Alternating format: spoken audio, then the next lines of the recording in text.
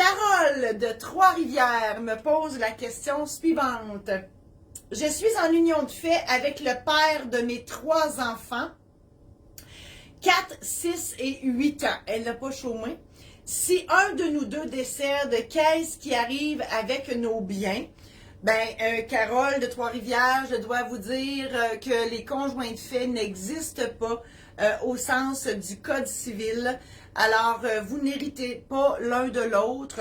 Ce sont vos enfants qui vont hériter de vous si c'est vous qui décédez ou si le père décède, ce sont les enfants qui hériteront. La loi est ainsi faite. C'est la seule loi au Québec qui ne reconnaît pas les conjoints de fait, donc que ce soit toutes les autres lois, la loi de l'impôt provincial, la loi de l'impôt fédéral, loi sur les REER, la Régie des rentes, etc., pas mal toutes les lois qui constituent les fonds de pension aussi.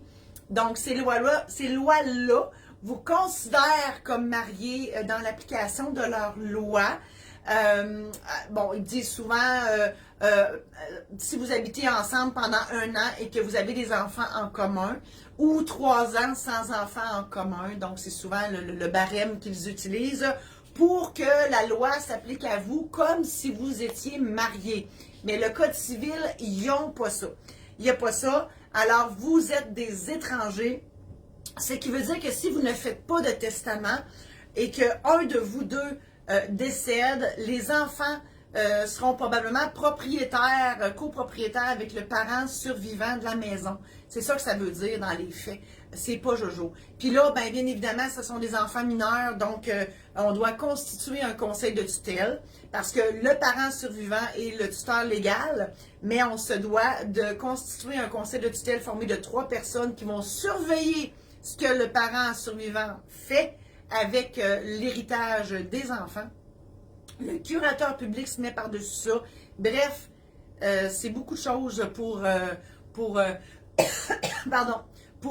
gérer. Donc, on parle même pas de la peine que vous avez à avoir perdu un conjoint ou la conjointe ou peu importe. Là. Fait que faut gérer la peine, il faut gérer le curateur public, les enfants, toute la patente. C'est pas Jojo. Donc, vous devez faire un testament. Carole de Trois-Rivières. Je vous invite à visiter mon site internet marie-josée-saint-laurent.com. Il y aura des nouveautés en 2022.